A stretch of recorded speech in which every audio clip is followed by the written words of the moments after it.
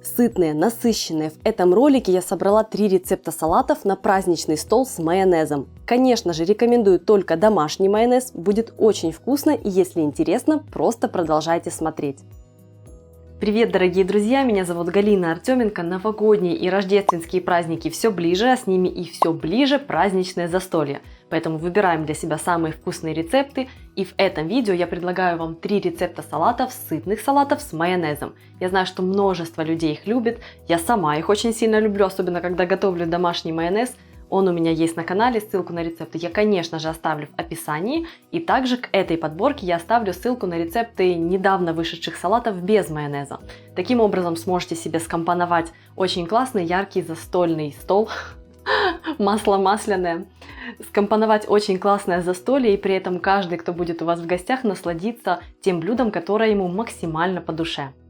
Начинаю с очень насыщенного салата с копченой курочкой и жареными грибами. Список ингредиентов в описании под роликом. Там же я оставлю ссылку на видео с рецептами домашнего майонеза, каких-то пару минут и он готов.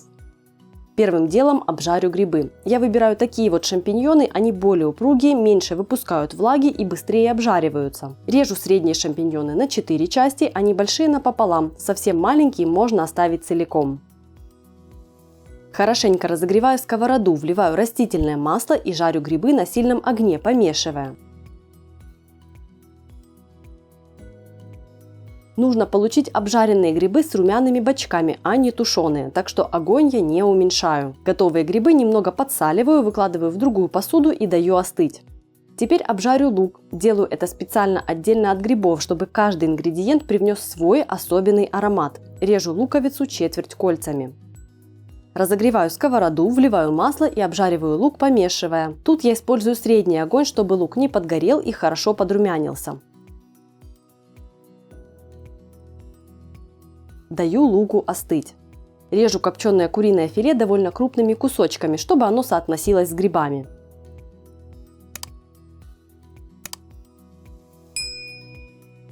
Сыр режу кусочками размером примерно в сантиметр.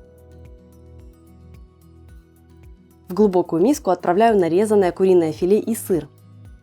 Теперь нарезаю небольшими кубиками помидор. Такие вот зимние помидоры в этот салат подходят отлично. Они не слишком сочные и яркие по вкусу, но привнесут немного влаги и свежести в салат. Помидоры отправляю в миску к курице и сыру.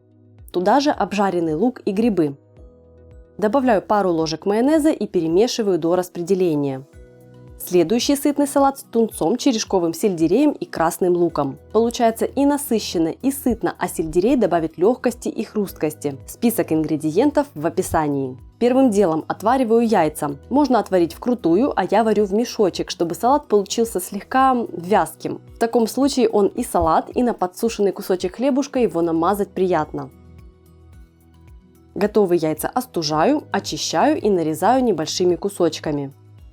Открываю банку тунца, сливаю жидкость и слегка разминаю тунец прямо в банке. Рублю черешковый сельдерей. Сперва разрезаю его на 2-3 части вдоль, а затем режу небольшими кусочками.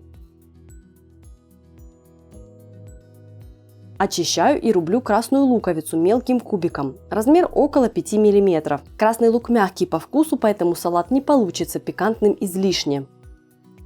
В миску к яйцам отправляю нарезанный лук, сельдерей и тунец. Добавляю соль, немного перца и выжимаю лимонный сок.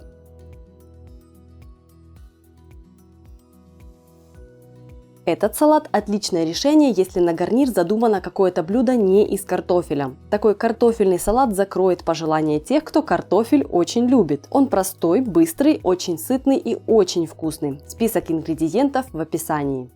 Начинаю с подготовки картофеля. Клубни я хорошенько вымыла, отправила в кастрюлю. Щедро солю картофель и заливаю его водой. Довожу до кипения и затем варю в течение 20-25 минут до готовности. Когда картофель будет готов, сливаю с него воду и даю остыть. Холодной водой не заливаю, чтобы кожица была сухой и упругой. Остывший картофель крупно режу вместе с кожурой. Размер кусочков около 2 см. Отправляю кусочки в блюдо для подачи. Разъединяю руками какие-то слипшиеся кусочки.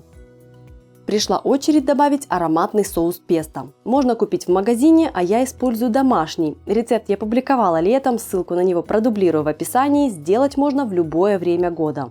Добавляю пару ложек майонеза. Ох, как сытно будет! Этот салат такой, что можно вообще без гарниров обойтись. Добавляю соль и перец. Деликатно перемешиваю салат, чтобы не очень травмировать картофель. Навожу чистоту, подтирая лишнее с боков формы. Завершаю приготовление, добавив горсть орешков и несколько листочков петрушки. Можно взять базилик, если есть, и если вы его любите. Перед самой подачей сбрызгиваю салат небольшим количеством масла для красивого глянца. В комментариях напишите, какой из рецептов понравился вам больше всего. Меня зовут Галина Артеменко. Традиционно приглашаю вас подписаться на мой канал, если вы еще не подписаны. У меня только самые вкусные рецепты, которые всегда получаются.